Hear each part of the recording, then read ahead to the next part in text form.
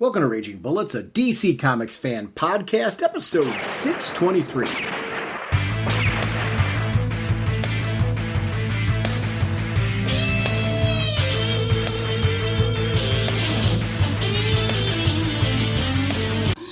Welcome to Raging Bullets. I'm Sean Whalen, drnorge, and I'm joined as always by my co-host Jim, the sensei of the whatnot, the Duke of the Sultan of Strategery, the indestructible, bridge-defying, wants to quickly remind everyone that the lost 6th Amazon tribe of the whatnot is accepting membership applications today only, and the elder statesman of the podcast, Segulin. How's it going, eh? Jim, on this episode, we're going to be talking about the most recent issue of Wonder Woman 782. We're also going to talk about Nubia and the Amazons miniseries, issue number 2, as we begin our two-part look at the Wonder Woman universe. We are sponsored, as always, by DCB Service and InStockTrades.com. Jim, what's going on over at DCBService.com? We have Aquaman number 1, 40% off, $239, plus 40% off the different variant covers for $299. And we've got this really cool Milestone of History one-shot. 40% off, only $5.99. Thank you, DCBS. Over at InStockTrades.com, I always look at the top sellers, mainly because of the fact that they tend to span over a lot of different time frames, and to see what things people are reading that I may be missing out on. As I'm looking at the DC top sellers right now, Strange Adventures, that story, I actually bought this, I got this in hardcover and digitally.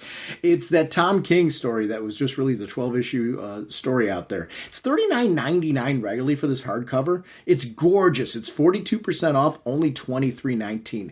I love the cover of it because it looks like a beat-up pulp magazine cover, which so fits the concept of Strange Adventures, so it's really cool. I'm very high on this book, so I want to shout this one out. They have the Superman by Grant Morrison, omnibus hardcover. This is a $75 hardcover. It's 60% off, only $30. This is a great way to get these books at an amazing deal. So I want to thank DCB Service and InStockTrades.com for continuing to support our show.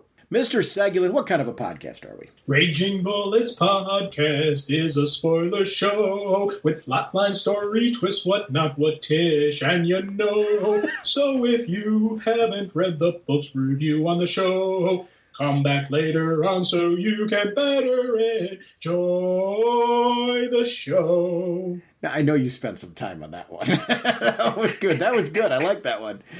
Let's talk some comics. Carter Hall, scientific genius from a far-off world, flies into action as Hawkman.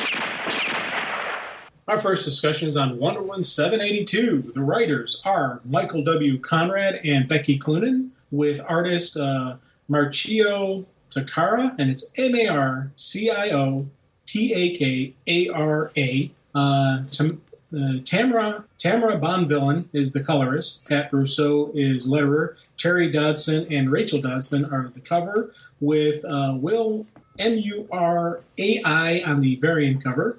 Chris Rosa is the associate editor. Brittany Holzer is the editor. Mike Cotton is senior editor. And, of course, Wonder Woman was created by William Moulton Marston. And apologies to name butchering, because I seem to really butcher the art team, and this is a beautiful book. So no insults to them. Absolute love. I've been really enjoying Wonder Woman, and it sounds like I'm saying that like I'm surprised by that. I think what I've been loving about this book is we went through this scenario where Wonder Woman was dead, right, and going through that journey. I didn't expect her to be back so quickly, and that's not a bad thing. I actually liked that they didn't feel the need to drag out something that the story didn't match. You know, like they told this really cool story. I particularly liked the stuff that took place with characters like Thor and Ragnarok and Asgard, all that kind of stuff. Just because you got a chance to see Wonder Woman hang out with a group of gods, a world that you don't normally associate with, or a mythology, really, that you don't normally associate her with. And I thought it was cool to see that play out in the larger picture. So they did a really nice job with that story, and that story is still having resonance. It's playing into her current thoughts and feelings. She's come back, and it's not like she's just plopped back into her life. She's plopped back into her life, and there's been time passed that has impacted impacted the people around her. Some people who are surprised to see her back, some people not so surprised to see her back, some people she's avoiding. Like, I love the story beats with Steve Trevor right now, and Etta Candy and how that's working out, because I think we saw everything that she went through. And for her, it's not as simple as being able to pick up where she left off, because a lot's happened to her. So that part in all of this has just kept it interesting. That's where serialized storytelling's fun, right? Where these events happen to them, and if they're just isolated and you just dismiss them and move along, well, what was the point in doing it? In this case, no, they've embraced it and it's become a part of her story. But I love seeing her back now and in this capacity and what's going on with her. It's made her book interesting, and also made her book, I don't want to say relevant's not the right word, but unique to the rest of the stories that are taking place with, like, Nubia, Wonder Girl, even her mother that's going on right now. Those stories are all taking place while this is happening. They're all relevant and valid because of the fact that this Diana story is so unique, if I'm making any sense at all. I'm really enjoying Wonder Woman. I mean, it's been big time. It's been a great ride. Dude, completely understand you, and I'm echoing right along with you. Absolutely loving the Amazon story, and it's not just Wonder Woman, it's not just Nubia, it's not Wonder Girl, or not just Hippolyta. All of them are working together, and it's not like a part one here, part two there. This is that universe kind of story that we love. Yeah. We love with the Bat universe, where the Bat family has stuff, and you can see the ties and you can see the connections. Oh, that's kind of neat.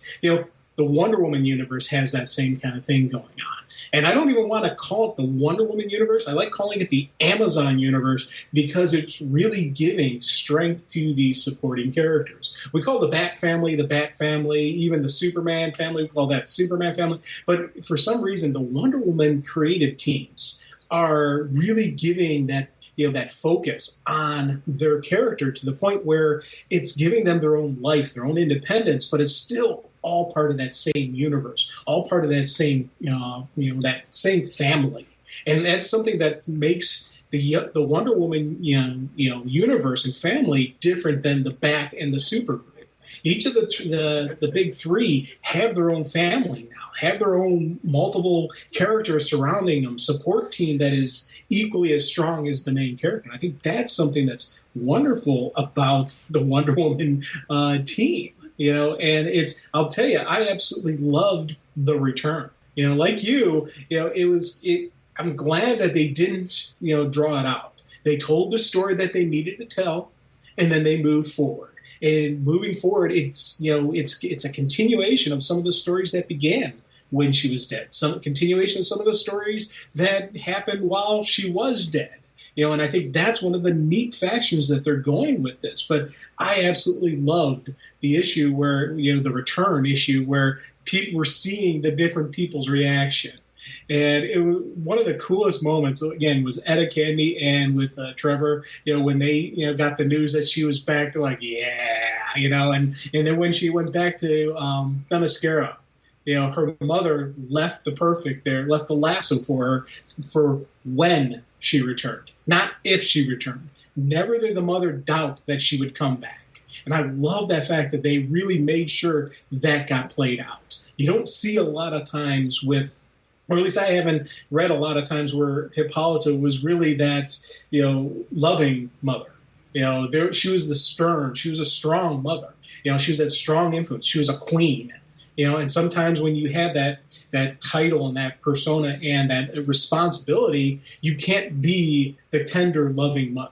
And we really got some cool moments between Hippolyta and Diana. And I thought those are some of the neat stuff that I loved. And then going right into the adventure, right back into the story. She could have spent some time on, They could have tied her into the Nubia story. They could have tied her into the Wonder Girl story. But instead, no. We're going to give Diana her own little adventure. We're putting her right back in, throwing her right back into the fire. And I thought that, for me, was a really cool choice to do on this character. And I'm absolutely excited. I'm loving the story. It's funny, the more I read Wonder Woman, the more I want to jump in the DeLorean, go back in time and smack, in the head younger me for not reading Wonder Woman, because this title is just absolutely wonderful. And I'm going back and I'm reading older stuff, and I'm still going, man, why didn't I read this when I was a kid? Oh yeah, I was an idiot, But it's, this has been a true delight and enjoyment for me. The stuff, at least in the recent, I say recent, oh my gosh, I'm talking about the 80s. When George Perez took over and they revamped the character, there was a number of great writers that did a great job on the character. And I mean, obviously, you read the Gail Simone run when she was on it. Phil Jimenez, if you haven't read any of the stuff that he was involved in, it was terrific. Greg Rucka did this really cool, and it was very politically oriented at the time, really dealing with her as an ambassador from Themyscira, and it was really, really awesome. There's so, I mean, I'm really underselling just how great the runs have been. But you can go back farther than that. That's a nice thing about having that DC Infinite app now. I'm finding that I'm doing what you're talking about with a number of characters where there's stories. I've read a lot of DC in my life, but a lot of it's been, I've referenced before, like flea markets and being able to pick things up at stores in those 3-packs that they used to have. Remember where we got the 3 issues in there? You never knew it was in the middle. You tried to awkwardly bend the thing so that way you could see what that third book was that was in there, because the 3-packs were this assortment of comics, and you could see what the front issue was. You could see what the back issue was, but you never knew what the third one was in the middle unless you got really, really clever. And you would, I got good at it, you could see what the middle issue was, but you wanted to make sure when you were getting out of there that you were walking away with 3 great books. But there was no guarantee after that you would read the next issue of any of those titles. And more often than not, you didn't. Did you pick those up as a kid? Yeah. Oh, yeah. But that was it, right? They were isolated books. There was usually one book that was your draw. The one that you were like, okay, I've got to have this because of this book. And then the other 2 were like these cool bonuses that you had, because they weren't usually the same. Like, it wasn't like you would get 3 Batman books or 3 Superman books or 3 Spider-Man books or 3 X-Men books or things like that. You would get 3 different books. I liked that, though. It was a great exposure to characters that I didn't normally get to read. But you were always either dropped in the middle of a story or at the beginning of a story and never knew the conclusion. Like, where did that go? Unless you got lucky and got it done in one issue. And lucky's a tough one on that one, because part of the fun of these stories are the ones that are a little bit more expanded. So that's the great thing about the DC app, and Marvel's too, going back in time and being able to read some of these stories. I remember while we've been recording this podcast, one of the books, there was a Spider-Man Iron Fist Marvel team up, and I never knew the ending of it.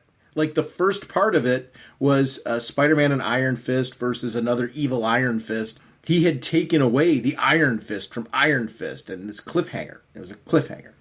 So I'm leaving you at the cliffhanger. But for years, I never knew what happened. In my mind, I kind of constructed an ending of that thing, and it always ended in my mind with Iron Fist getting the Iron Fist back, but I never knew what actually happened in that story. And it was one of those 2-parters in Marvel Team Up where it was Spider-Man and Iron Fist in issue 1, and then Spider-Man and somebody else in issue 2, continuing on the story that came from the first one. And I never got to read that ending. So I read it recently. But that's the nice part about these apps now, and the fact that we're able to pull from these immense libraries, these monthly subscriptions. They don't take the place for me of my regular purchases, my regular ongoing reads. But what they do is they supplement it. Because like my DC Infinite renewal just happened. I didn't even blink, just renewed it because there's enough original stuff on that, plus the classic stuff, that it's worth it to me to keep going with that service. I think it's great. I hope it's doing well for them, and I hope it's translating to creators getting some form of compensation. That's always the tricky part of all this is, and I see this with TV shows too, because I've been like kind of questioning with all these streaming services now, like why certain programs aren't available to stream. I feel like at this point, shouldn't everything just be out there, like on some service where you could get everything? But everything is so tied into rights and proper compensation and trying to figure that out. I hope they come up with methods for doing it for television. I hope they find out equally importantly, I should say, because people who've done the work deserve compensation. I hope they find ways to do this for the comic creators too, because I feel like if people have done the work, they should have some form of compensation for it. So that way that happens and there's a fairness to it. Speaking of characters that are a part of a book that make it interesting, I just saw the Spider-Man film, and one of the things, I'm not going to go down that rabbit hole of really going in depth of it, other than saying I really, really loved it. But what I loved about it is where I'm going with this segue. Supporting cast is critical. You've referenced a lot of the people that you liked in this story that she interacted with. One that you didn't get a chance to get to, and I know it's just you didn't get a chance to get to him yet, Deadman. Yeah. Oh my gosh, is Deadman so great. He's been great in this book. I was so glad that in her coming back, that one of the first people she's really heavily interacting with is Deadman. Because they went through this adventure together, and he's really the only one she can talk to. At least she can talk to other people about it, but they're all going to... They haven't experienced it. They haven't seen it. So there's a certain amount of where, for them, they're more awestruck at the story than being able to relate to the story. Deadman's the only one that can relate, and I think organically through the story, they've shown us that. I love that fact where they didn't have to smack you in the face and like tell, you know, you don't have Etta going, I can't really relate to that. Organically, the conversation and dialogue, this is where this writing is really strong. The dialogue showed that she's telling Etta about things that happened to her. She's telling friends of hers about things that happened to her. And they can't relate the same way that he does. And that's just told through dialogue and through experience. That is really terrific writing, where I got that right from the characters, and I've really enjoyed those moments. The handling of Deadman in this has been great. You know, him flying around on a cadaver. And I love, like, little tiny bits of the cadaver where, like, it's freezing. Like, they go to the Arctic and he's freezing. And I mean, not freezing in the sense freezing cold. The cadaver has no warm blood in it. So it's actually icing up. And then I loved those moments. I thought that was a really cool sequence. And it was another opportunity for us to see her compassion, where she's hugging a cadaver, but it's because that cadaver's her friend. And she knows she can help out in that moment. That is like... It's, first of all, incredibly icky, but it shows another level of compassion that Wonder Woman has that I don't know how comfortable I would be. I'd give my coat to the cadaver. That's my friend. I don't know how much I'm comfortably hugging the cadaver. But they showed that, I think, in the sequence, too, in a way that felt... It made Diana feel very human, even though she was clearly doing this compassionate thing. And I thought that was cool. Well, yeah, and I'll tell you, Deadman usage, I 100% echo what you're saying on him. I'm loving him in this. And, you know, before, when she was in Asgard, before everything going on, he was the natural person to go along with her. And those two had a really cool, you know, story, you know, and it added to their friendship. You know, the sacrifices they were making for each other in the previous stuff. So the fact that he's here now, it completely fits. And I really do like this notion that he's walking around in a cadaver. Mm-hmm. Instead of him jumping into a living person, taking over a living person, he's taking over a dead body. You know, and he's animated this dead body. And I think that's kind of a neat usage of what would be creepy, you know. And again, I like the fact that he even references how the body is slowly breaking down, and they physically show it in the art stuff where the body is slowly decaying, you know, as it's walking around, as it's doing its stuff. And he had that moment where it's like, normally I like to give them a proper burial, but I guess a burial at sea will have to do. And it was like one of those, again, this isn't just, you know, it shows the level of respect that he kind of has for this body that he's using. But it was, you know, again, it was a neat kind of moment that he and Diana once again still share, you know, and it was that compassion, that understanding. You can see why these two are friends, because they both have that same level of respect. And I'll tell you, the glass images of Diana are absolutely wonderful, because I love just that creepy grin, you know, on their face. And every time we've seen them, they have that same grin. And even love when the first one showed up last issue at Trevor, and he's like, Angel? He's like, he realized quickly that wasn't Diana, and he had to put it down quick. This right here, I was like, this is a neat story going on. Like, who is this? And initially, I was thinking Dr. Psycho, or I was thinking one of the gods or something like that. And it turns out it's not. It's somebody completely else. I'm like, oh, this is nice. I love this. We're getting a brand new villain into the story mix. I'm like, cool. Again, wonderful choices on this, this story arc, that they're completely diving into something new, something different, something a little on the creepy side, and it fits nicely. The Siegfried story, I'm glad that just didn't just end. There is a legacy there. The idea that he never was able to accomplish, I feel like there's some foreshadowing here that we're not done with that character yet.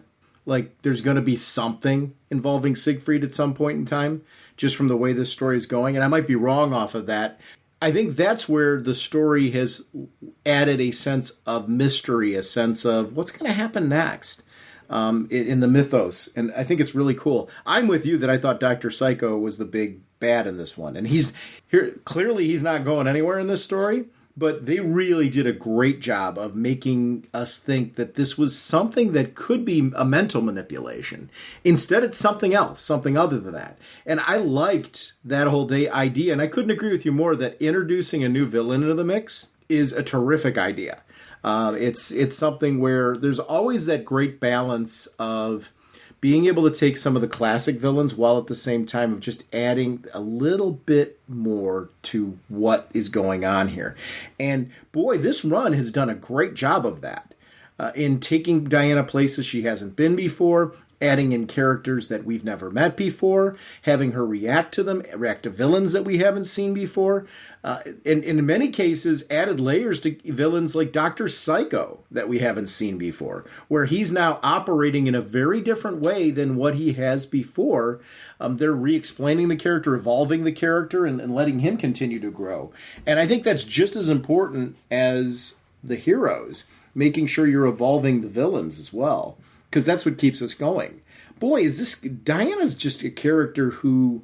One of the things that we used to talk about, and I'm coining a phrase that you use quite often, you talk about palate cleansers. Diana's book's a palate cleanser for me of sorts, in the sense that I really feel like when I read Wonder Woman, it's a very different read than other superhero books that I'm reading. And it's critical that it has that component, because I feel like her movies, you get the same thing, TV traditionally, animation. When you see Wonder Woman where there's a focus on Wonder Woman, it always feels very different because her background story and her powers and where they come from and the whole mythology behind her is something that's really unique. So I think when you really nail this character, she should feel different than Batman, than Superman, than really any other character that's out there. And this book is nailing that. And it's something that's really important because I like when I can go read Fear State, for example, and get all into those crossovers and be like, okay, I really want to read something else right now. Not because that was bad. It's more of I've been in that world and it's time to change the channel for a little bit. Wonder Woman's my change in the channel, right? And you're going to get a different kind of story. And to your point, the whole family of books is really delivering that. And that's something that's really, I think, important to give those books an identity that makes them stand. DC, I think, is doing this really well in general, because you can jump from this then to Flash, for example. And again, very different story than Batman, than Wonder Woman. You're getting that in the Flash. There's not a lot of cookie cutter going on at DC right now. And that's really a hats off to the creative team. And hey, did you see in the news I'm sorry, this is a segue. It's a DC segue, though. Tom Taylor signed an exclusive with DC.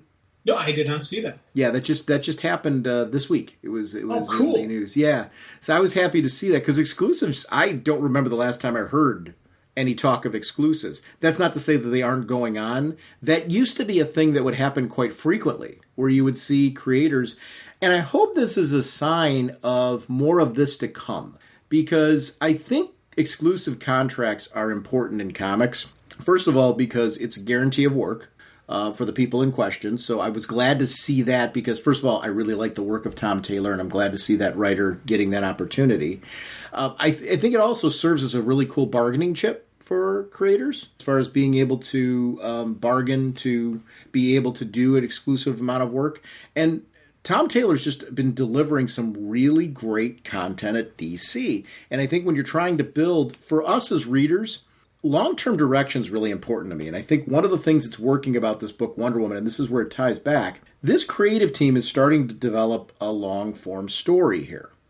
And I love the fact that we're being taken from this Wonder Woman died. We saw very quickly where she went to. We got to go on that journey with her. That journey's continuing in these issues. It's not like that journey stopped because she's back and now we're heading in a totally new direction that's divorced from what became before.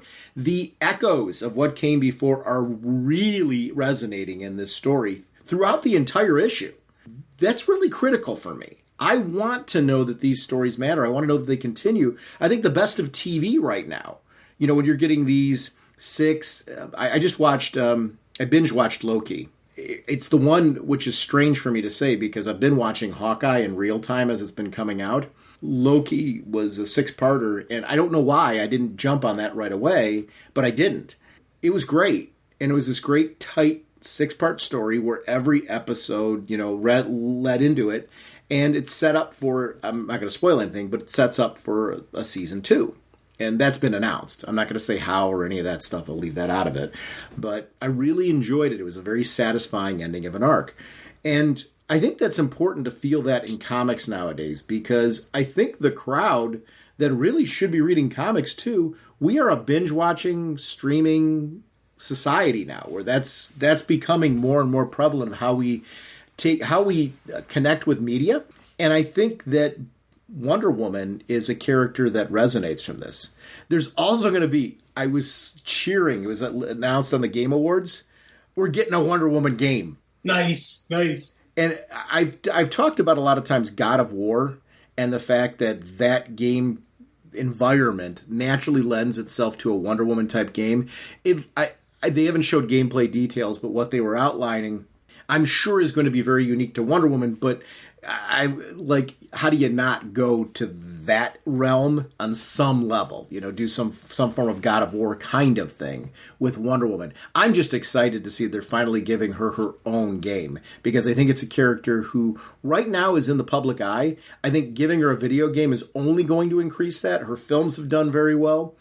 This is a character who right now, it's the time to jump on this character. Characters like Spider-Man have enjoyed the fact that they've had these strong video games. Batman's enjoyed strong video games and film, Spider-Man film as well. Television animation, things like that to support them. Wonder Woman's ripe for this kind of stuff, and I'm really, really glad to see that. That was one of my favorite things to see at the Game Awards. I'm like, finally!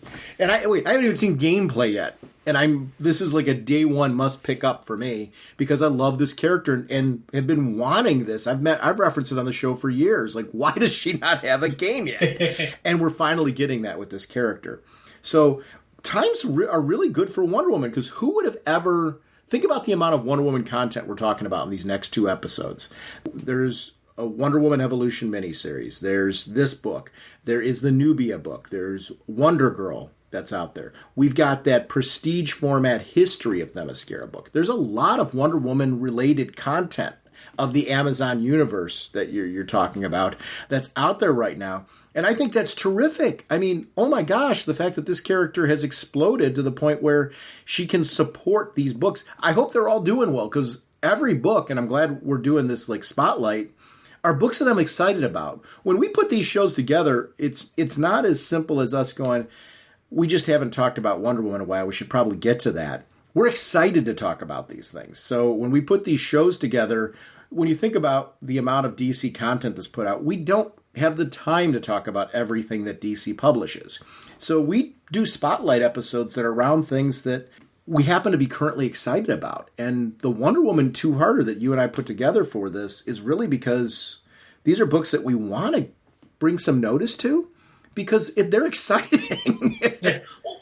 And one of the things I really do love about Wonder Woman, and it's something that I really started noticing back in the Gail Simone run, that she's got some cool action sequences, but her true power isn't just how tough she is. Her true power really is the compassion. It really is that love that she has and that understanding. And just some of the best stories that I've read have been where it wasn't just about her punching the bad guy in the face. It was about her using other ways to solve the problem. It was her using her intelligence, her strategy, using her compassion, using the love, using all the other really cool factors of her.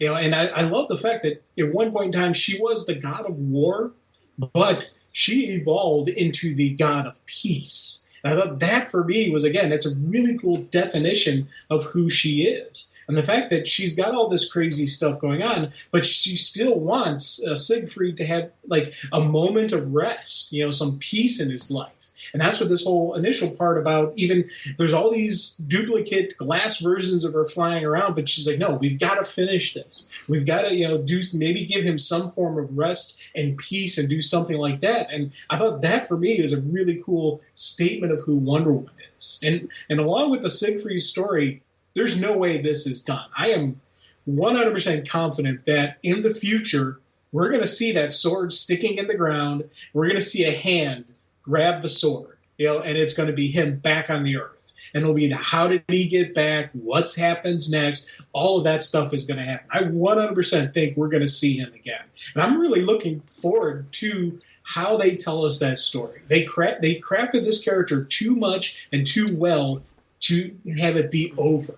Now, it's not going to be, I'm thinking probably like a couple storylines down the line. But, again, we talk long-term. This crew, I think, is thinking long-term. I think he's part of the long-term goals, and it's something that I'm excited for what we're currently get. I'm excited for her future that I have going on in my head. And I'm like, yes, let's keep running with this because this has been just an awesome story. As I said, the return was wonderful. I cheered for the return. And then they jumped right into this new guy. And they're dealing with, Dr. Psycho, who's going to make even more. He's, again, another long-term villain that's going to play into this story. And maybe part of me's thinking, however, he did his path, to Asgard and back. Maybe Siegfried's going to be able to piggyback on whatever he used to make it into the world. I don't know. Part of me's thinking there's some type of connection there that's going to allow him to come back into the world. Is where I'm kind of thinking my head's going. So if it's him, because I see your point. But, the other question is, too, is somebody going to mess with her and in another way where it's not really him, but... 100% could be that as well. Yeah. There's so many different ways they can go with this. Like, not only Siegfried isn't the only one who comes alone. He doesn't come alone. Other people join him. Or something else is using Siegfried's shell, or using his image and his memories and likeness to mess with Wonder Woman. Maybe that's a Dr. Psycho thing he does. There's so many different variations they can do on this that they've already laid the groundwork for. I'm 100% confident we're going to get a story like that. And again, when it's time for them to play the story, let's rock and roll, because it's one of those things that, this right here, this creative team, I 100% trust. I'm loving what they're giving me. I'm loving the stories that as they played out. I'm like, yes, let's keep rolling. And I'm like, hoorah. It's the sequence with the sword, I think, is pretty critical right now, because whether we get him back or not, and that's not me disputing what you're saying, whether that actually, because we're speculating on what the creative team might be doing with the character. I think what's a clear resonance from the character that we're seeing right now is her emotions relating to the character. And that's something that no matter what, whether he comes back or not, is a factor. It's affecting her relationship with Steve right now. Thank you, Siggy, for your friendship, for your bravery, and she's looking into the sword, everything. As she puts the sword down, you know that there's more that she's feeling that she's not articulating, she's not able to say. And it is putting that wall up with her and Steve, that confusion with her and Steve that's there. And it shows, I think it's really important that when you take a character like Wonder Woman, and they do this with Clark Kent a lot, and Superman, it's really important that you make us believe these characters are larger than life, but you also need to be able to ground them so they're relatable. And you have to find that right balance where Wonder Woman and Superman are characters that you should hold up high and feel in awe of. But there's nothing wrong with every so often reminding us that they are people.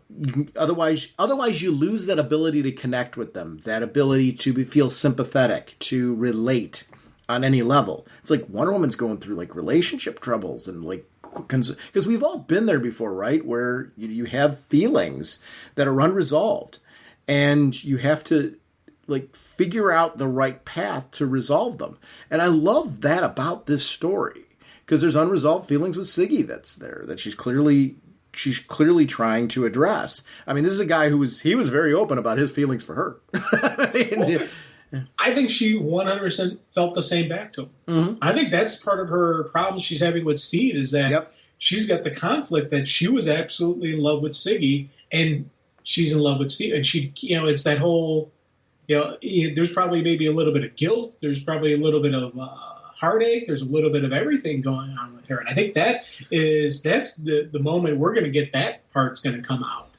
When she and Steve finally do have that heart to heart, where she's going to say, hey, while I was dead, I fell in love, which again is an odd statement to say, but not so odd for these characters. It's something you're like, yeah, okay, I get you.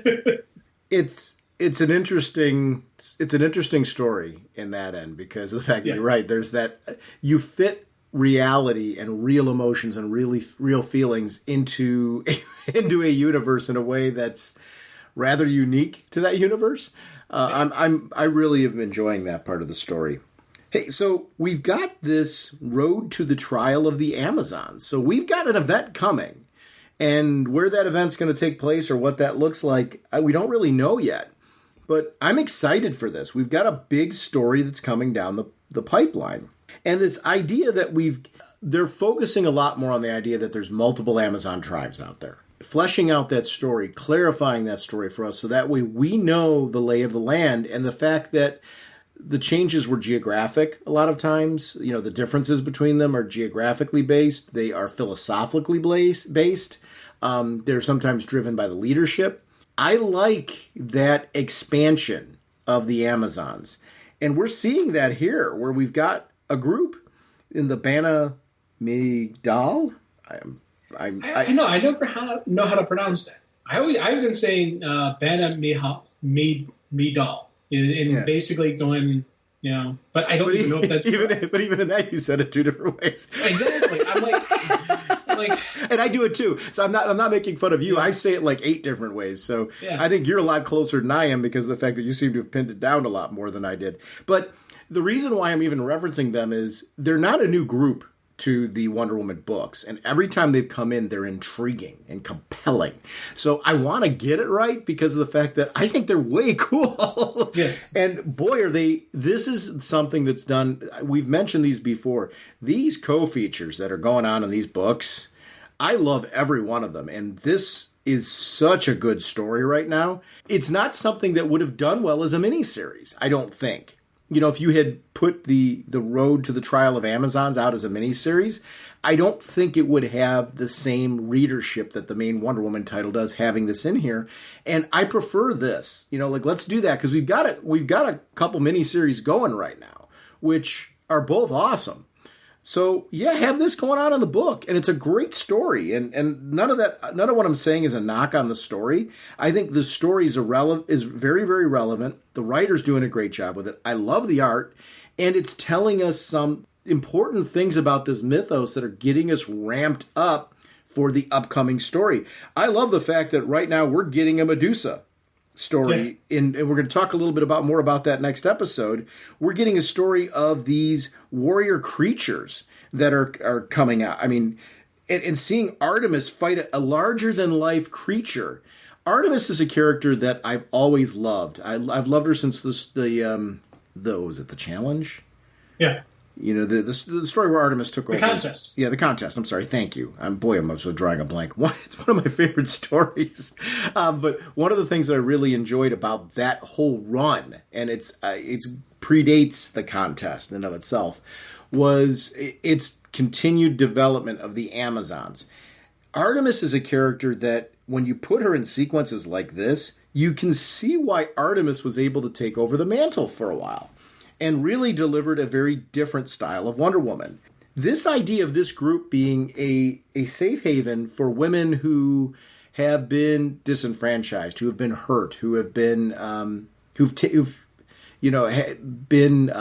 depowered, haven't had empowerment, and giving them a path to becoming an Amazon, and that there's a code that drives her, because it looked like before they were setting them, like the last issue, they were setting them up to this fight for the death. But no. That wasn't what they were looking for. They were looking for the person that would say, I'm not going to kill my fellow women who have gone through the same things that I have. And she chose a weapon accordingly to that piece, and she passed the test. It was a test of morality, a test of ethics, a test of sisterhood that was there. And you got to see that was what they admired, and she was immediately brought in and began her training. And I found her, she's in this issue, and you see her take a stand, a brave stand, even though she's not ready to really take on this giant lion. But she's still there. She doesn't run away, even though she was scared. I loved seeing her in that sequence, and Artemis being so protective of her. There was something to that, and you could see why it takes a special person to become an Amazon, and it's not about instantly having these special powers. It's about the willingness and the ability to devote yourself to training, to devote yourself to becoming something more, to not settle for what you were before and what people told you could be before. It's a cool message that's there. Well, and I'll tell you, it's again, with the people who failed the test, they didn't kill them. They used the memory stuff so they didn't remember anything and dropped them off. But it didn't just drop them off back into their bad life.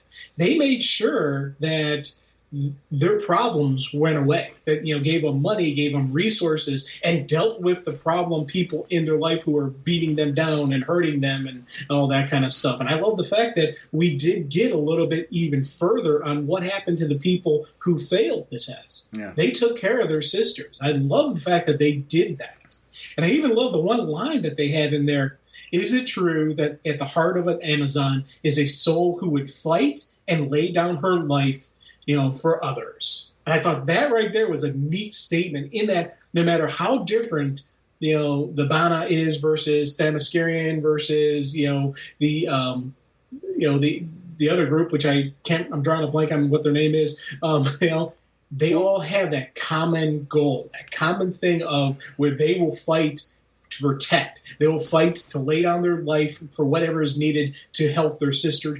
And then Diana even broadened that out to help others, to help the world. And I love the fact that is in their soul. Yes, they are warriors, but they are not conquerors. They are champions. They are guardians. They are protectors. And I love seeing that kind of stuff in all the different Amazon groups. And especially in this, Artemis is awesome in that she doesn't have a diplomatic bone in her body, but she's still that really cool, kind, caring, defending guardian.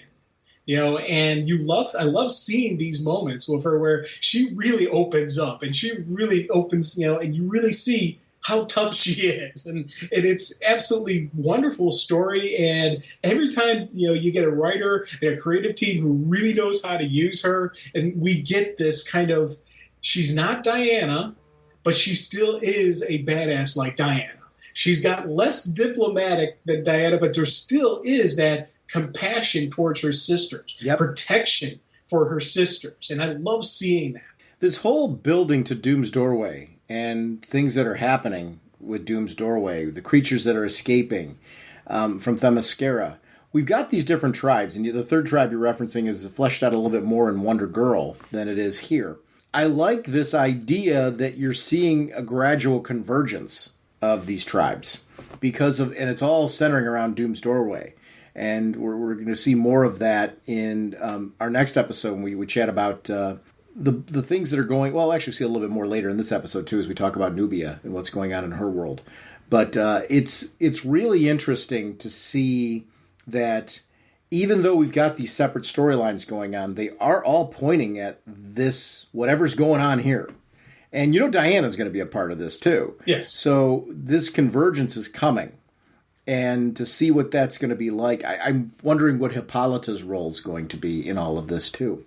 It's going to be really, really interesting. Well, it's going to be interesting to see what happens with Justice League, with a number of the changes that are going on right now. Diana's back. Is Diana going to be on Justice League, or is Hippolyta going to stay there? With Superman not being on Earth, is Superman going to be on Justice League, or is his son? Or no Superman? What is that going to look like? There's a lot happening at the moment. Who's going to be is Batman going to stay the Batman of, or is Bruce going to stay the Batman of Justice League? And I don't have preferences on any of that. I'm actually in a different place where I'm like, okay, tell me the story. Like, show me who's going to be on the team. And I like all of those options. I think I have faith that this book is going to deliver in that respect. It's funny. I'm very interested in it's as these events are unfolding in the solo titles. I'm very interested to see how Justice League responds to it. I haven't felt that way since Grant Morrison's run on JLA, where I was really invested in what was, and it's not knocking any Justice League that's come after that. That era, there was something about Justice League where it felt like it was the flagship book of DC. Justice League right now, it's got an interesting cast. And I'm very protective of the current cast in Justice League. So I'm not against change coming in that book, but I'm intrigued by it. Like, okay, how's that going to play out? What does that mean for Justice League? Because I like my Justice League right now, and I want to see where that's going to go. And I'm glad that Justice League is having that vibe for me at the moment of being a must-read team book. It's enjoyed a lot of great writers throughout the years. I love the idea of that feeling like a flagship title in the DC universe right now. We'll see with these events. You want to talk a little bit of this Nubia miniseries? Oh, definitely. Hope this craft can withstand this powerful force. Our next discussion is going to be on Nubia, issue 2. It's actually Nubia and the Amazons, issue number 2 of 6. Pride of a Lion. Stephanie Phillips and Vida Ayala on the story, Stephanie Williams on the script, Aletha Martinez on pencils, Mark Morales and Aletha Martinez on inks, Emilia Lopez and Alan Pasalacqua, friend of the show, on colors, Becca Carey on letters, Aletha Martinez and Laura Martin on the cover, Sozo Maika on the variant cover, Chris Rosa, associate editor, Brittany Holzer, editor, Mike Cotton, senior editor, and apologies in advance for any name butchery. This is a series that I really was excited to see that they were going to do, because the idea, we got to see in Future State this version of the world where Nubia took over, right? And Nubia was Wonder Woman. The Future State didn't come to be, not the way that we were thinking it was going to. We wound up with really Diana's mother becoming the Wonder Woman on Justice League of sorts. It was Hippolyta, just being Hippolyta, being on the Justice League team. Nubia taking over as the queen of the Amazons. And I was glad to see that they didn't feel beholden to keep going in the direction of Future State, I should say. Who knows if there's elements of Future State still to play out. But what I didn't want is to lose Nubia in the whole equation, because Nubia's story is still one that there's a lot more to be told about this sister of Diana's that we've gotten to see real strong elements of. What do you think? We're 2 issues into this miniseries. What are your thoughts on this miniseries so far? I'm loving it. Where are you at? Oh, I'm all in. I'll tell you 100% all in on character, all in on story. I am absolutely loving this. I am, as I said last when we were talking Wonder Woman title, I am loving this Amazon universe. And it's part of the reason why I kept saying I didn't want to call it the Wonder Woman universe, like we call it the Bat family or the Superman family, because the Amazons are such strong characters. It's not just Wonder Woman. And I love the fact that Nubia is her own queen. Yep. She is the queen. She is the character. During the Future State stuff, she was a neat Wonder Woman. I was like, okay, that's the cool character. I want to see more of this. And then we shifted it where the Future State didn't have as dark an ending, where things are more positive. Things are a little bit better. And so she's got to be. She is the queen. And I love the fact that how she got the role. It wasn't in the contest. It wasn't in a brawl. It was in the fact that, she stepped up and, accepted a role that would be what a queen would do. And, Hippolyta recognizes this is a queen. And then immediately the Amazons are like, yes, this is our queen. And I do love the fact that, you get this support from the Amazons. And that's one of those things where this society that we have over there is one of those perfect societies. in that, they respect and support each other. They're there. It's not, we're not getting why is she queen? I should be queen. I've been here longer. No, it's none of that. They've said, yes, this is our queen. We will accept. We respect her. We will help her. We will provide her. And I love whenever she's getting counsel from people, they're not holding back. They're saying, hey, this is, you need an honest opinion, and that's what we're giving you. And I love the fact that she recognizes that they're giving an honest opinion, and they're like, yes, we have to do this. We did this for Hippolyta. We're going to do this for you. And I love seeing those kind of moments and those kind of dialogue going back and forth. And then on the whole underline, you've got this, dare I say, snake in the grass in Medusa, just slithering through and doing, she's laying on the groundwork for what will be this trial. What will be, this whole thing where Doomsday gets opened? How is that going to play out? How is this world going to start to crumble? And how is Nubia going to handle it? How are the Amazons? How is Diana? All of that going to come together and, rise up. And I'm like, they're laying such a great groundwork here to get me excited I've got all these different stories running through my brain on how the Amazons will rise up together, united, and what will happen afterwards. So they're laying down groundwork for multiple years to come, and I'm so excited for it. This is what worked really well in Green Lantern. When we started adding the different color core, to the whole mix, we started looking at the emotional spectrum. I'm not saying this is cookie cutter to that at all by any stretch, because it's not. It's the opposite. It's taking what works in this mythos, really spending some time taking a look at, okay, what pathways have we not gone down? What have we not taken a look at? And it's really the Amazons in general. They've lived all this time. What does that look like? And we know there's tons of Amazons. Well, who are they? And are they all on Themyscira? How did they get there to begin with? And did anyone choose not to? Did anyone choose to never go there? Did anyone choose to leave there? And why? And what did they do? And what did that look like? And this led to these branching stories that we're getting that are just the beginning of fleshing that out and what that looks like. And I feel like there's still more to be told. And honestly, the history of Themyscira that's out, that we're going to talk about next episode, really does start to expand that idea of what's going on there, and really sets a framework up that even the groups that are identified in that book can have a spider web out. One of the things I really loved about this miniseries was the idea that Hippolyta's been known as the Queen of the Amazons for so long. And you know what it means to encounter Hippolyta, and what Hippolyta's going to do, and what her strength is, and what she's known for, and sometimes the challenges that are faced when you're going to encounter Hippolyta. Like any politician, or any leader, when you are going to encounter them, you know that they've got quirks. And, sometimes they're ones that work to your advantage. Sometimes they're ones that you have to account for. Diana's had to do it multiple times, approaching her mother, knowing that her mother's going to have certain biases. Well, Nubia is a different person. There's certain qualities that, yes, are similar, but there's other qualities that are vastly different and are making her question, am I right for this role? Am I going to make the right decisions?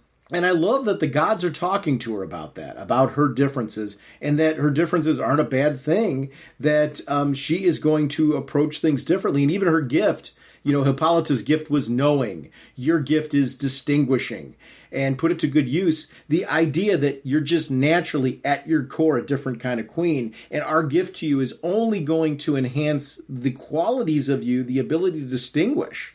That is really going to make you a strong and a very different kind of leader than Hippolyta. I really liked that, foundationally talking about, it's okay to be a different leader, to embrace your strengths and use your strengths to pin down what kind of leader you're going to be, and so that people know what to expect from you. Then leading into this really cool Medusa story that's going on, where we're seeing, for years you saw in various stories, not in and out of, I think back of movies like Clash of the Titans and stuff like that, where the head of Medusa, it was where the power lied, right? Well, this is Medusa trying to track down her head. So she's got powers in spite of that. And it's something that we I haven't seen this explored, this idea. And maybe it's been told in stories before, but I'm oblivious as to where they've been. And I really liked this redefinition of what's going on. This idea of her trying to find the information necessary to find her head. Yeah. And bring her body back. And I tell you, it's one of the neat things about this. I love this body swapping, body jumping. And when she jumps from the one body to the other, it turns into the stone statue. So all these different stories run through my head now. What will happen when they eventually defeat the Medusa? Will these other bodies reanimate, or will they be lost forever? Or I'm assuming they'll reanimate and they'll come back. But I do like how this is one of those really cool story elements of this because, as we said before, just that snake in the grass slithering through, trying to lay down the groundwork. But we know something big and bad is happening with the Doomsgate. We know something down the line. There's going to be the big trial of the Amazons. This right here, this is laying the groundwork for it. And I love the fact that we're getting the groundwork laid here, but we're seeing some of the stuff going on in the backstory of Wonder Woman. We've got Wonder Girl's story going on that's also going to play into this. So all these elements are going to start playing together and actually giving us a really cool adventure that I'm very excited for. Because again, and I love your analogy, your comparison that you did with the Green Lantern Corps. Because like with that, they're letting these different titles have their own strength. Yeah. It's not just about, like, the Green Lantern, it wasn't just about our lanterns we were used to. They let us develop these other lanterns. In this, they're letting us develop these other Amazons, these other characters within this universe who are going to play out in the big story. I'm thrilled for it. I will say this. If she does not leave being a statue, at least Medusa had the courtesy to put her in a functional state. She could easily be a coat rack, a hat rack. I mean, the arms being up like that in general, 1,000 uses around the home. So, I mean, at least on that end, there's a courtesy to that whole thing. This idea of the Amazon's emotion, move away from being silly a little bit, the idea of this anger, resentment, pain, fear, leading to the Amazons somehow turning into these beasts that are that are being held behind the doors, that may be them. That idea is really cool. So what Artemis was then fighting in the last issue could potentially be formally an Amazon. And I like those connections between the books that they're subtle. It's if you're reading all of them, those connecting threads don't need to be in your face. I always love that. And you're a big fan of this too, that you don't have to be reading all the titles, but if you do, there's something more. There's Easter eggs there. There's a little knowledge that becomes a linking thread. And that was a cool piece that linked to the backup story in Wonder Woman where, oh, cool, that's what that was. I mean, or potentially is, at least as they're trying to figure that out. And I think she might be onto something there. Well, and the fact that the Well of Souls, it corrupted everything it touched. And our current queen came from the well, which I think that, again, is a really neat little connection, storytelling element going on about Nubia and where this can play out. And, I love how they're giving us this great story. It's absolutely wonderful. And there's so many different things. Because, again, this could lead to Hippolyta coming back and being queen and Diana going back to the Justice League. Or this could completely change everything even more, where Nubia, rises up, fights back the evil, and retains the crown. And Hippolyta stays on the Justice League, which I'm loving her there, by the way. Sure. There's so many different ways. There's different things they could do on this story. We could get an ultimate sacrifice by Nubia to seal up the wells, sacrificing herself for her sisters, because she would do something like that. And I love, there's just I don't know where the story is going to go. I don't know exactly the ending we're going to get. And those are always the fun stories for me, where I've got 1,000 different, what about this? It could be that. Oh, it could be that.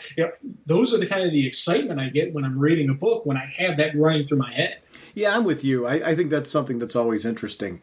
I also like when you start taking a look at, okay, so over the years, they have found a warrior who has been bestowed the honor of being the guardian of this door, right? And Nubia asked the question at one point, I thought it was a good one. why can't it be two? Like, what happens if there's a tie? Couldn't we just make both of them? But that not being, like, there's an importance to their tradition, to that dedication, to that person being somebody who's committing their life to that. And I liked the debate over it, where it was some, not a big argument or anything like that, but talking about questioning tradition. Is that tradition the right way to go? And having a justification for it, that I was like, okay, well, I get it, that you're really looking for this immense dedication from this person.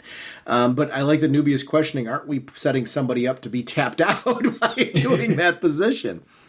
And there's something to that lifelong commitment that they see as being important to it. I loved the conversation around that, because I thought it was a very real, it's something we would ask as fans, and they were asking it on the page. Well, and I like the fact that Hippolyta had the same idea of what about two people, and the alternative wasn't as strong as the first one. So it was decided that it would just be the one, and who knows, maybe we will get two. Maybe that's what this story is laying the groundwork for, that we're going to get two people as the Guardian, or maybe we're going to get more than two. Maybe we're going to get a team to guard the gateway, to guard the doorway. And that's this kind of stuff. I love these kind of conversations where, her and Philippus, it's open and honest and frank. And that's what you need to have. Some of the worst, decisions, made by leadership have been because they surrounded themselves with yes people. And great idea. No back talk, no countersign, no nothing like that. And just go along. You're wonderful. You're awesome. Do it. She doesn't have that around her. She has people who will give her an honest discussion about the strengths and weaknesses of her ideas, and that way she can make an informed decision. This right here, I love this little conversation and this dialogue between them about this, because how important it is, how important the task is at hand. You got to make sure you got the right person guarding the doorway. It's interesting, as we've got Medusa asking questions about where her head's actually at. Nobody's asking the question like, okay, listen, you're asking a question that you already know the answer to, that only the Queen knows its location. So why are you asking us that? You think somebody at some point in time, instead of maybe just saying you need some fresh air, might say, hey, she's acting really odd. Maybe we should do something a little further about this. Well, normally I would agree with you, but I'll tell you, I liked how they handled it in the story. Mm-hmm. She's normally in the library away from everybody. She's not somebody who everybody interacts with a lot. So they really don't know her that well. And it's she's one of those characters where maybe she's probably one of those people that everybody looks at as a little bit odd. And what happens when you get those people who are a little bit odd? People are like, oh yeah, okay, have a nice day, have fun storming the castle kind of thing, where they're just like, yeah, whatever. And it's not, they wouldn't look at her asking weird questions because they already think she's a little bit weird. So I liked how the fact that, it was kind of played off that way, and especially even the line, maybe you should just get some fresh air. Oh, yeah. Oh, okay. And she just dismisses being that weirdo. I like that.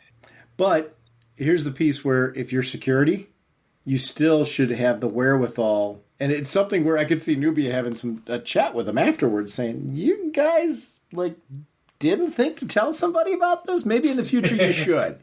When in doubt, let's have a conversation around this. It's an interesting sort of movement on this. I like the idea of this victor's circle. Talk about mythos and things to be added. The idea of this victor's circle being a thing as far as why they explain why it exists, when it started, how you get invited to it. Also, this idea of a wall of record holders. This is an honor, and the names that are up there, that we get so many people that are up there. I mean, Nubia's up there. We've got Diana up there for different reasons. They both have the most takedowns, but Nubia more for knockouts than Diana for submissions, which shows maybe a difference in their way of operating. And you get to see that with each of the Amazons, that there's not just one way to be an Amazon. There's a certain code, a certain that you develop, and that you can be more specialized. And that's something that I think is really great. Well, again, everything you said with Diana, ground submissions. Right. And that makes perfect sense for her. And I love the fact that Nubia has the most knockouts, But then they continue on with most TKOs. Philippus holds the most fights. Antiope has the quickest one. And again, it's a neat one-page, full page spread that gives you like, yes, you would have these records. You would have something like this. I thought this was kind of a neat thing to add into the annals of history and, for the Amazons. And again, I'm so excited they're doing stuff like this, and we're getting these historical records. We're getting this cultural information on the Amazons. It's something that, they talked a little bit about, but never really dived into, or at least I haven't read the stories where they really heavily dived into it. We've gotten plenty of stuff about life on Krypton. We've gotten a lot on Gotham City and what it's like to grow up in Gotham. We're now learning some of the stuff that happened on Themyscira, what it's like to be an Amazon, and I'm happy for that. The Andromeda story was pretty cool, seeing that play out and seeing the battle, but then Andromeda as a warrior being somebody who Medusa sought out because this gets her one step closer to her answers. I'm going to say, when I'm looking at the statue that Andromeda's holding at the end, I don't know that I think they're coming back. Like, that there's a pathway back. I think when you're a statue in this particular case, you're a done deal. I hope you're right on the restoration, but I don't have as much confidence in that. Which makes me very worried for Andromeda. Yeah. Well, and I'll tell you, I liked every time there's a connection between Nubia and Andromeda in their past life. Yep. Both of them came from the Well of Souls. So, and when they were alive, they had that connection. There was something about those two. And you look at them, and you look at the clothing. So they were both obviously from the 70s. And they both died in the 70s, and that's how when they came crossover and came through. These two knew each other before time, and I think that is going to be the connection. I think that is how the good guys are going to win in the end, that these two had a connection before they crossed over and before they became Amazons. And I think that's going to be the interesting side of this. But again, I don't know if we're going to get a clean palette, but I think we are, because they're laying down too much groundwork. And one of the stories that I have running in my head is that there will be two guardians of the doorway, and it will be those two. It'll be Nubia and Andromeda, defending the doorway. Yeah. And that's where I like, part of me why I think they're going to come back, and we're not going to have them be done. But I don't know for a fact. And again, that's one of the neat things. You don't know the story, how it's going to play out, and that's why I've got so many ideas of sacrifice. Maybe they've got to cross over and they've got to defend it from the inside versus defending it from the outside. I don't know. And that's the kind of neat stuff that happens, in my head. And I wait till I see what it actually comes out on paper. See, I still think it's going to be one controlling the doorway. I think that based on the conversations that Nubia's had in these two issues, I think it's still going to be one person. I think the justification's been there for one person. I'm not saying that I would be upset if they go the other route or they go the route that you're talking about in this. I just think that they're already laying out the seeds that it's going to be one. There's going to be a chosen one. We'll see, though, what ends up happening out of this. I just love the story, and it's something to say. We talked about before how one of the things that DC's doing really well is these miniseries that they've been putting out, putting top quality creative teams on them, and the stories in them having importance. We're seeing this happen with Aquaman as well, and I think very successfully, in the fact that they're laying down an upcoming Aquaman event. And if this is the way DC is going to be operating right now, I'm thrilled with what they're doing. I think we're seeing some groundwork to some really cool things. I just want to see like a resurgence of comics, and it's something that we talk about all the time. Is something that's just because I want them to be around. Again, that selfishly, it's driven by my motivation that I'm going to be 51 in January, and my whole life, except when I was able to start reading, comics have been a part of them. I've enjoyed the work of so many creators that if I tried to name creators that have had an impact on my joy for this hobby, I would be really doing a disservice to so many that I'm leaving out of the equation. It's really, really cool that we are heading into 2022 with this level of excitement for the stories that are being developed. And I'm glad when I see things like the character that we're focusing on here, Wonder Woman, being very successful in film, being now jumping into the video game realm with her own starring video game. I think those are things that are going to generate notice. If you just get some people pointing towards comics, it's not going to be everybody who's accessing the movies. It's not going to be everybody who's accessing the video games. But there's going to be people that get very much into the game and want to start picking up swag that's associated with it. I'll give you a great example. The Spider-Man game that's out. They put out books and comics that were tied into the game. And I read all of them. They were really well produced. I could see somebody out of that wanting to read more. You know, like, well, I really enjoyed that experience. Let me read more of them. And they're a natural gateway. But at the very least, if you're exposing them to comics and novels, because that's what they had, both comic and novel tie-ins to that, I hope the same thing happens with the Wonder Woman game, that we have a tie-in novel. In Spider-Man's case, it was a prequel novel. I hope maybe we get the same thing, prequel comic or prequel novel or both. Because that worked out really well in that case. And I think it introduces people to a medium. There are video game players out there who have never read a comic book. If you give them a reason to read a comic book, there's a potential out of them, if 10 of them read a comic tie-in, that at least 1 or 2 of them may want to read more. And that's 1 or 2 more fans that you've made along the way. And I'm being very conservative in what I'm saying there. But I think that's a good thing. Character awareness, brand awareness, and exposure, I think, is exactly what comics need at the moment for understanding. It's interesting that we don't have right now a Wonder Woman TV series. Is there? I don't think I've heard of any. No, I haven't heard anything. And I'll tell you, they should. Yeah.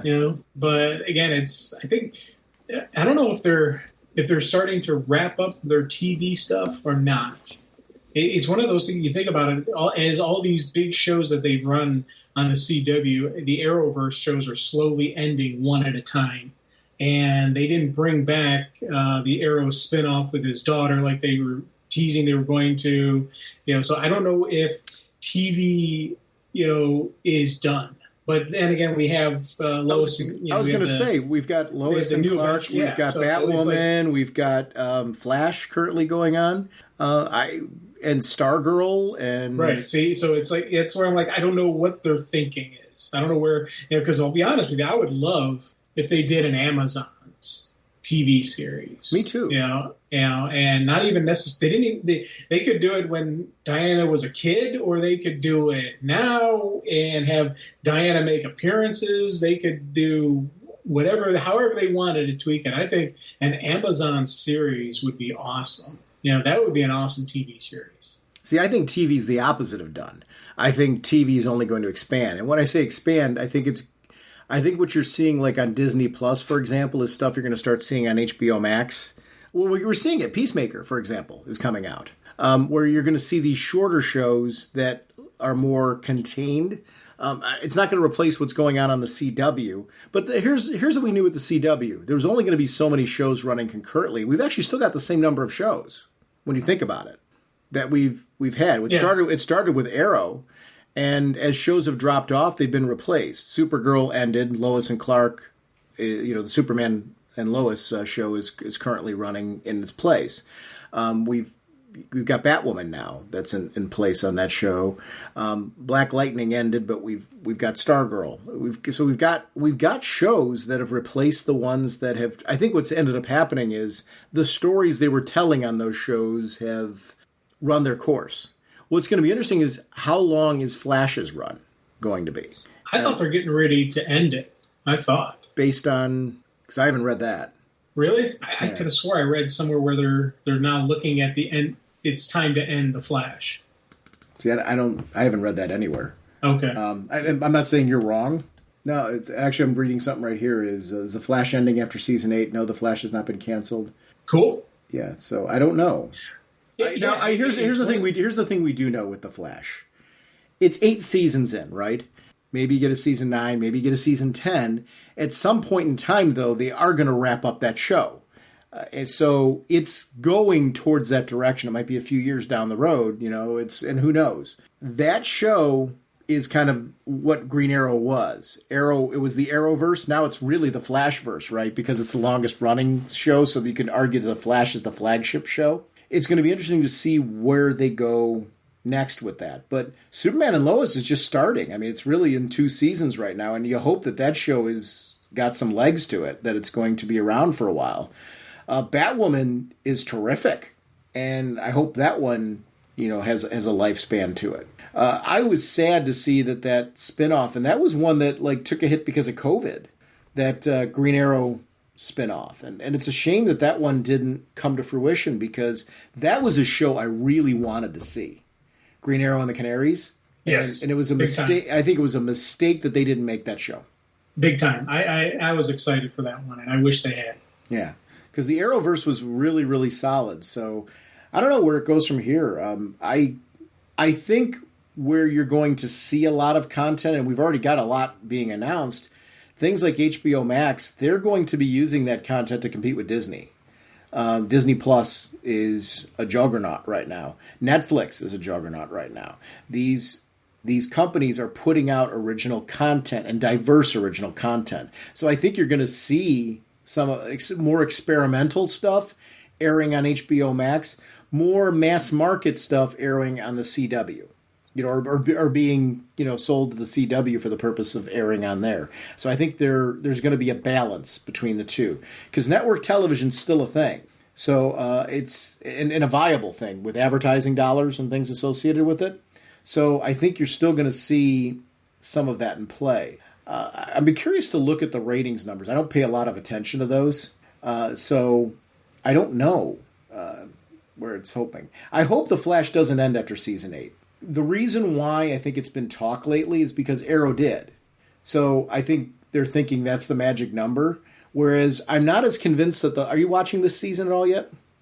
No, I haven't been able to watch any of it this season. So they have this Armageddon storyline going on right now, which I'm enjoying. I don't see signs of Flash ending just based on what I'm watching now. They've still got stories to tap into. If they did end it after this season, I wouldn't be disappointed. I mean, and I say that in the sense that it's certainly been a satisfying 8 seasons. I just don't see. I think there'd be a lot more hoopla around it. Wouldn't you? Look what they did with Supergirl. They made a big deal about it being the final season. Why wouldn't you? Because naturally you're going to draw back viewers maybe that lapsed. Let's say you watched Flash up until season 4 and you stepped away. Oh, they're ending that? You all know we all do that for nostalgia. You'll jump back on something. So I'd be surprised if this is the final season. I think when it's the final season, it's going to be really, really clear. Unless something catastrophic happens like this season, the ratings tank, then they'll do it. I mean, because that'll be we can't keep going if it's not going to be doing very well. But I don't think that the ratings are. While they may not be what they were in previous seasons, I don't think the ratings have taken the dip to the point where they're I think they've taken the natural dip that a show would take after 8 seasons.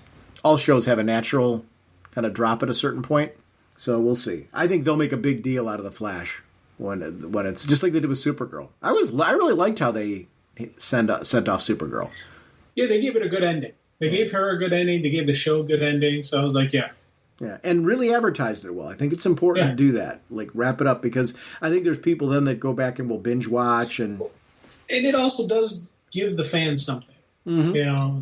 Just to end a show without any ending or anything that does a disservice, and that angers your fan. You've got this fan base who you're like, hey, you put in the time, we recognize you put in the time, so we're going to give you something. I was glad to see that, and that's one of those things that not every TV show will do. And it's the difference of a show going out strong versus a show going out, not having the ratings, not having anything. They're like, let's just cancel it. This was, again, it's the kind of stuff I like seeing these heroes show do. They did that with Arrow. I wanted the Green Arrow and the Canaries, but they gave Green Arrow a good ending. Yep. So they gave that an ending. They gave Supergirl an ending. When it's time for Flash, Flash will get a good ending. And with any of the shows, as long as you give me that, give me that good beginning, middle, and end, I'm happy.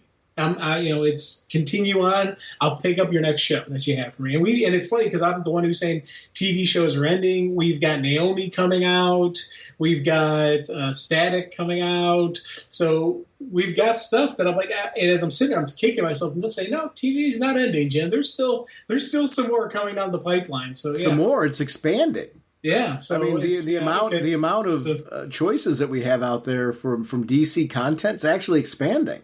Yeah, so I'm going to take back what I said. So maybe we will get a Wonder Woman, even if it's like they did with Peacekeeper, where it's just a 6-issue run or a limited something.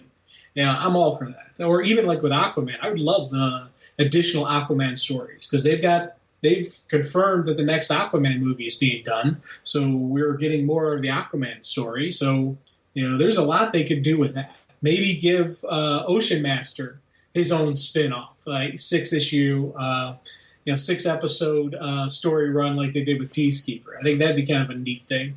Yeah, I mean, there's a lot of places you could go with that, and I'd love to see it. I mean, that's the right vehicle for those type of projects. Do those little 6-episode things, make it a really tight story, and start developing a sense of quality. So I'm hoping Peacekeeper or Peacemaker, right? Peacemaker, yeah, Peacemaker. I'm hoping that winds up being it looks really good. So I hope it winds up being as good as it looks, because I really enjoyed Suicide Squad, and it's important that out of the gate we build some confidence in those, because Disney has done a really good job with Star Wars and Marvel, doing these short, tighter. They've done The Mandalorian. Their upcoming Book of Fett looks amazing. They've done a lot of these. I mean, WandaVision was stellar. I really liked Captain America and Falcon and the Winter Soldier, I should say. The Captain America spinoff. Loki I binge watched, is terrific, and I've been really digging Hawkeye.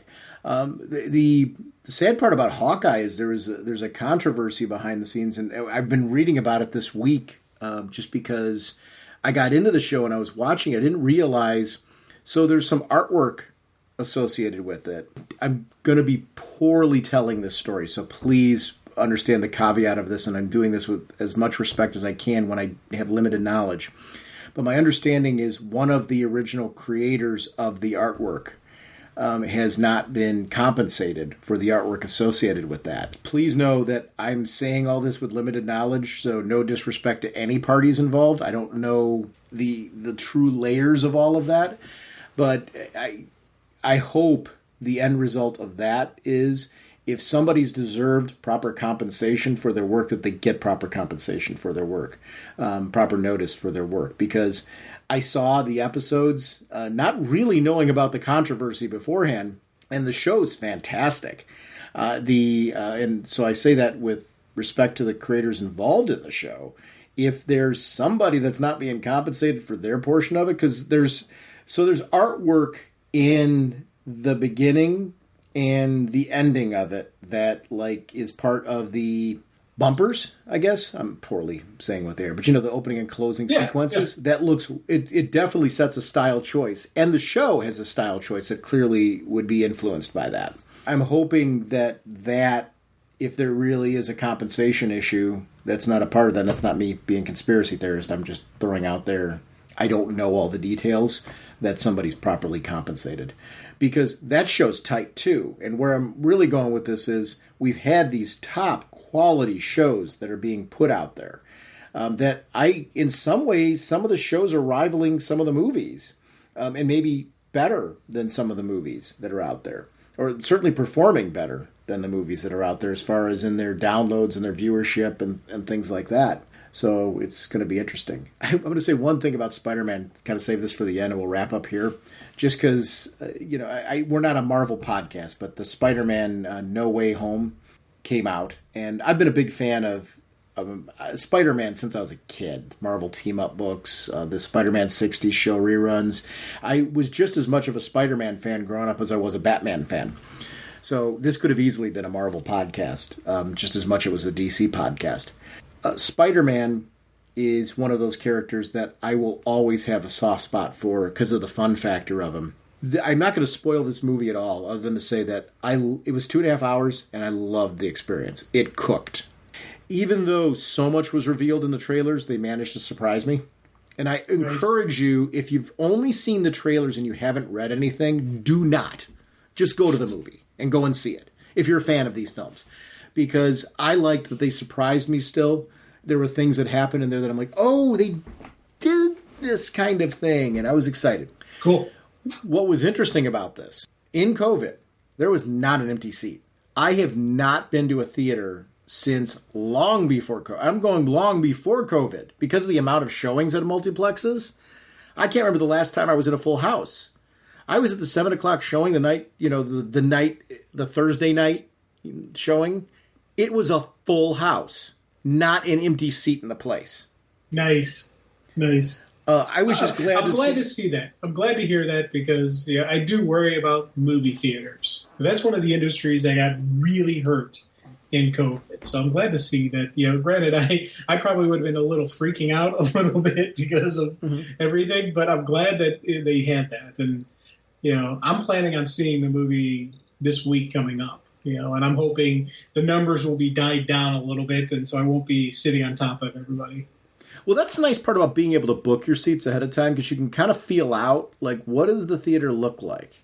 Because I knew this one was going to be a biggie when I was booking it, like, on that Spider Monday, and the seats were already filling.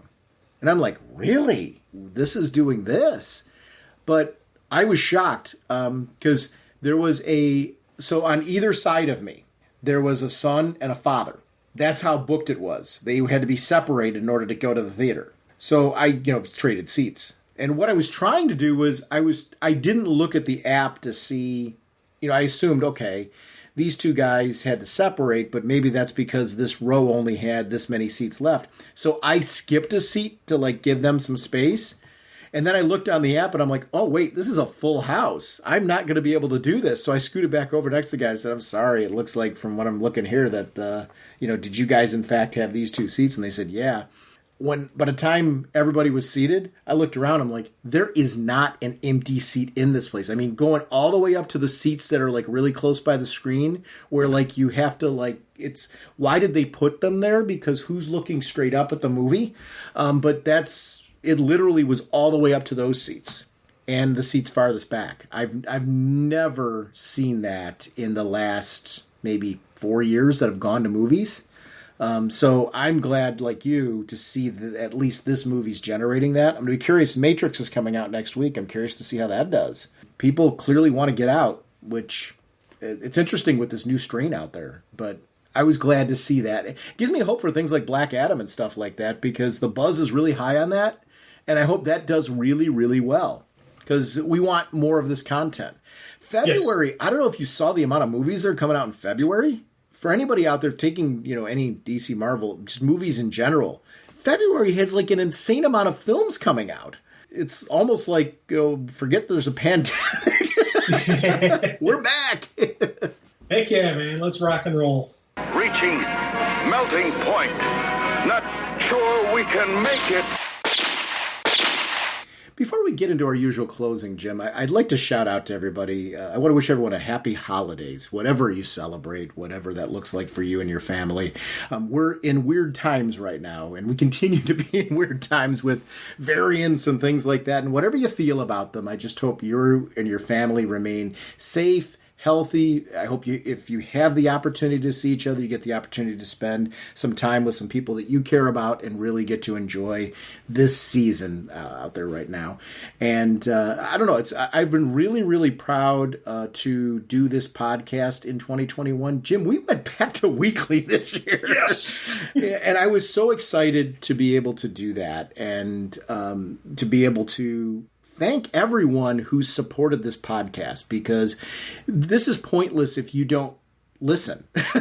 Jim and I can call each other up and have this conversation, but it's really means a lot to us that you give us your time, whether you listen to every episode, you spot check them because you're listening to other podcasts. I don't care if I'm your first podcast or your last podcast. Jim and I are just thrilled that you give us any time, because there's a lot out there that we compete with. And I've been thrilled. Our numbers have been doing nothing but going up this year. And that really is something I also want to say thank you as we head into the holiday season. Our show relies heavily on word of mouth. Our numbers only increase because of the fact, sure, people are searching for DC-related podcasts and things like that. We get people that way. But I am really convinced more often than not, we get notice from fellow podcasters. We get notice from our listeners who have taken the time to let people know that, hey, this is a show that I listen to. I'm enjoying it. You might dig it too. Thank you for everyone that does that. Thank you for everyone who participates in our Facebook group. Thank you for everybody who sends us emails and well wishes, who's called into the show over the years. You have provided us with just a lot of joy in doing this podcast, and it's really why we do it. So I wanted to shout out and say thank you to all of you and just wish you a happy holiday.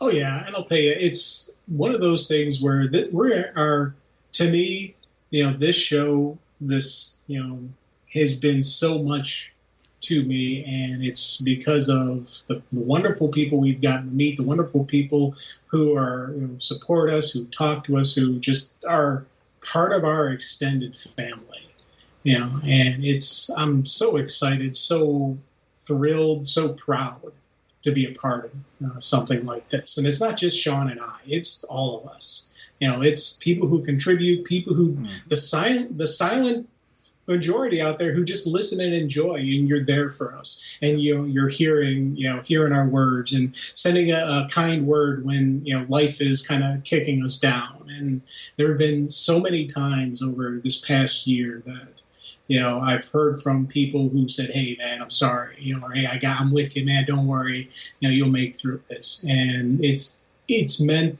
the world to me. And again, we are in the season of peace and love to me, and that's what this holiday season is. And it's always been that, and it always will be that. That and colorful Christmas lights. That's what's been our family, and it's. I'm thrilled that we are continuing and that we're going strong. And 2020, 2021, they're down. We're on to 2022, and we're going to keep going. And we're going to keep, putting out, and being there for each other. And we will laugh, love, cry, and whatnot. So thank you. I also want to thank everyone for supporting the bonus shows that we've put out. We've done those deliberately as extra shows, not in place of our weekly Sunday offering, because of the fact that we don't want anyone to think we're a DC Comics fan podcast. That's what you expect when you download an episode of Raging Bullets. So we've always tried to be very respectful of that. At the same time, we've made relationships with people who are independent comic publishers, people who've done audio productions, people who've done film productions, things like that, where we've had the opportunity to interview them and talk to them because we think the content's interesting. We've tried to put that out as bonus content. That's where the pop culture and whatnot episodes. I want to thank people for supporting those, because what we're able to do because of that is get the word out for people who are working independently, trying to get notice out there. And whether you've been able to financially support those things or shout them out, everything you've done, a simple retweet of the fact that to your tweet thread, if you get 2 or 3 people who click and check it out, you've helped that person out. So thank you. Even if financially you haven't been able to support those things that we've been shouting out on our show, thank you for taking the time to get it out in social media, because we rely heavily on that to try and help these friends of ours out. And there's never been any, just so you know, we don't do that for financial compensation. We don't get anything out of that. It's really just trying to help out kind people who we've met along the way and we believe in. So thank you for helping people. I think in the holiday season is the right time to mention this. Thank you for helping those people out, even if it's just been as simple as sharing it on social media that, hey, saw this cool thing, it might interest you. Thank you for doing that and participating. We really do thank you for that in this holiday season. RagingBullets.com is our show website. That's where you're going to find out information about the show. It does go to our Twitter. It goes to our Facebook fan page. 1-440-388-4434 or drnorge on Skype is our voicemail line. RagingBullets@gmail.com is our email address. Either of those are great ways to reach us. They're great ways to be a part of the show if you've got content you want to throw out there. We love hearing about that. If you have a podcast that you want to shout out, a blog you want to shout out, something you're doing that you think is relevant, or books that you're reading that you want to get the word out about, please feel free to call in and shout those things out. We like having you a part of our show. I would be remiss in the holiday season if I didn't thank the wonderful people in our Facebook group community just for continuing to post content. It still remains the area that I go to find out news and topics that people are interested in. I go there first and really enjoy it. So thank you to everybody who takes time to post things there. I've really enjoyed it. It's actually funny. Our old Facebook group that folded because of a Facebook glitch every so often gets posts. And, while the new Facebook group is really the newer Facebook group, it's been around for a few years now, is really the primary one that we post to. I will keep an eye on that one. If people post in there, I'm going to respond to them because I don't want to ignore people because hey, you're breaking the rule of not going to the new Facebook group. But I appreciate people for participating in either group just because of the fact that I think it's really terrific. And it's always positive. That's one of the things that I've counted my blessings on over the years is the quality of the people that we have connected with through this podcast. And you referenced it before, Jim, but much more eloquently than I am. We're very, very lucky on the people we associate with. Last piece I'd like to say, Jim, I can't do this podcast without you. I will ramble on and on, as you well know. You bring a voice that's unique to mine. And it's one of the things that I never could have foreseen in the amount of years that we've recorded together. The fact that what I really enjoy about doing this show is, Jim, it's not always the things that we agree on, just as much as the things that we see differently. You have actually increased my enjoyment of comics doing this podcast with you. And I think it's very true for our listening audience, the fact that you provide a unique perspective. So I love doing this show with you. And honestly, it's fun to go back and reread a comic after you and I have talked about it and kind of keep in mind some of the things that you've said. I'm like, okay, he's throwing out some really nutty stuff, but I can see how dude got there.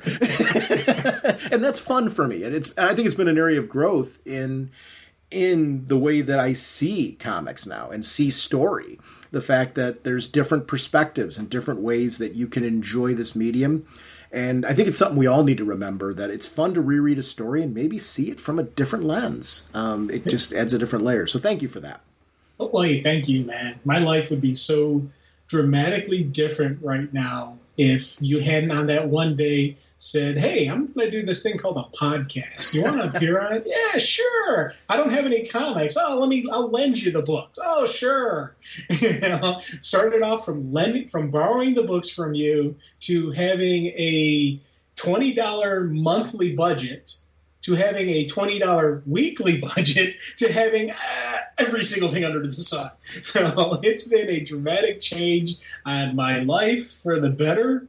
Again, the stuff we've gotten to do, the stuff we're going to continue to get to do, the stuff I'm looking forward to doing once again. Thank you, my friend. You are awesome. It's funny as you reference the fact of borrowing books, and I'll end with this. Back in those days, for people who are longtime comic fans, we all have the same things, right? You sharing your books, it's like, but I keep them a certain condition. I'm really protective of that type of thing. Thank you for teaching me how to share, Jim. Because it was something I was not very good at and honestly benefited the podcast a great deal. But I'm the same way with book. I have a lot of collectibles. I collect certain kinds of books. Like, for example, I'm a big Disney history buff, so I have, a lot of the Disney editions where they go into history. I'm particularly a fan of classic animation history of the parks, things like that, and they've released a lot of those books. I got one for the 50th anniversary of Walt Disney World, and it's a coffee table book. So where by the nature of the title, where should you want to put that? The coffee table. But how comfortable do you think I am? That book is on the coffee table right now. How comfortable do you think I am with that book being there? Really? I was expecting you to say it's not there. No. But I put it on the shelf, behind glass. She convinced me in a way. It's a period of growth for me. Again, it's a period of growth for me right now. The fact that I said, oh, honey, you got a point. I will say this: me of 15 years ago on this show would not have had that. That book would not be on the coffee table right now. But it's sitting there, meant to be enjoyed by others. So we will see. I actually want to read the book, though. That's the part where I don't it's a coffee table book that I actually want to read, because I was born the year that Disney World opened. And I want to read this book about the 50 years of Disney, because I just love the parks. I mean, it's kind of a thing for me. But what I mean, and the purpose for the segue is, it's funny years later going back and going, geez, one of the most healthy things that I learned how to do was to share with you and be able to trust that I could give some of these books to my friend, let him borrow them, and they're not going to come back torn to shreds. And you really did. You were incredibly good with everything that I let you borrow, but we were doing that every week. Yep. And that was back in the day. We did not have a digital option back then. No, we didn't. That was all paper, and we took notes, and we would show up with 10 pages of notes on stuff. And, oh my God, that was and I'd sit in that very uncomfortable chair. This tells you how bad it was. It was a fold-up chair that is bent still to this day, not because of anything with you. It was a fold-up chair. They last only so long, right? Especially when you're using them every week in an uncomfortable corner. Because we were recording at my house in a small room. We were making sure that we had enough space between us so there was no feedback. So you would always come in, shut the door, and then sit where the shut door was in a corner. We were a fire hazard. Yes, big time. And recording over there. But you're right, we had pages of paper notes, whereas even then it wasn't so easy to have tablets and iPad. We didn't have that kind of stuff. So iZilla didn't exist yet. No. So you're right, we were doing pages of notes, because I still do notes for the show, but now they're on my tablet as I scroll through, which is really nice and convenient, because I can literally pull those up from anywhere. It's amazing how things have changed in that time. But I want to thank you again for just being such a great friend, being willing to go on this journey for me. Because for you, it was, kind of like a what? You want me to do a what now?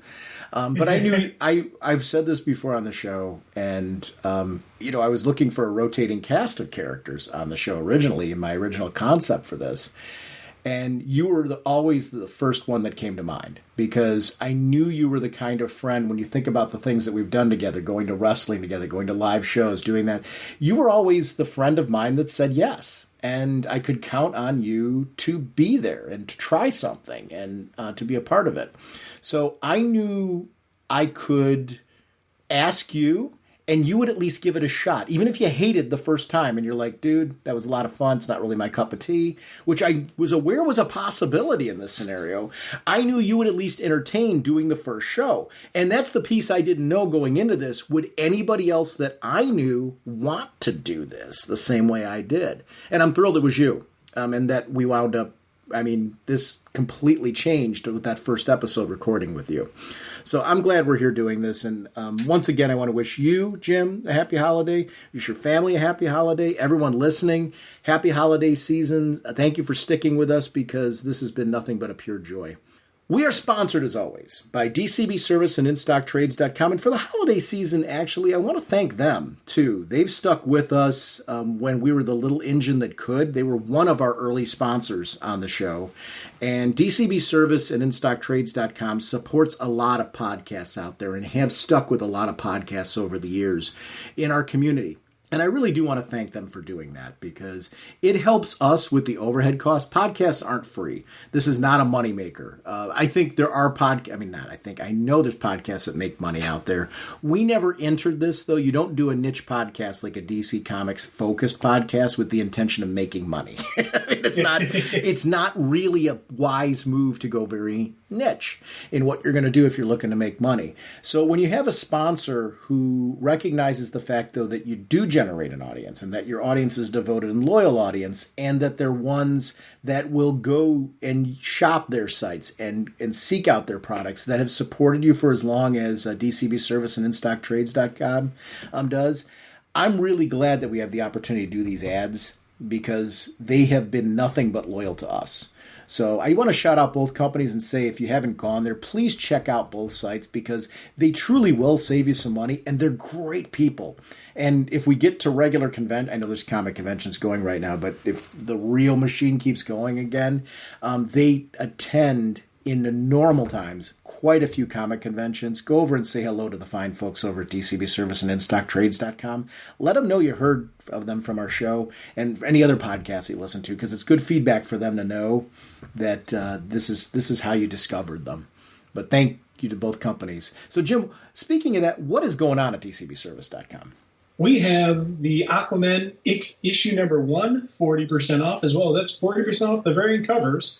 And we also have Mapstone of History one-shot, 40% off, only $5.99. Thank you, DCBS. At InStockTrades.com, Strange Adventures hardcover, $39.99 regularly, 42% off, only $23.19. Superman by Grant Morrison omnibus hardcover. That's a $75 book. That's 60% off, only $30. If you don't have this and you have any interest in this book, you can get it new for $30. Go grab it. Thank you, DCB Service and InStockTrades.com for continuing to support our show. Our next episode, Jim and I are going to be back, and we're going to be continuing on our 2-part Wonder Woman celebration as we take a look at the history of Themyscira and we take a look at Wonder Girl. We will see you then. Bye. All right, you guys. Are you ready to sing your song? I'd say we are. Yeah, let's sing it now. Okay, this should be fun. Now get ready for your cue. Okay, Sean? Okay. Okay, Jim? Jim? Jim! Okay. Raging bullets time is here. We talk about what we hold dear. Comic books and TV shows. Superheroes and their clothes. Justice League and so much more. I just love Green Lantern Corps. We talk about the books we've read with spoilers straight ahead.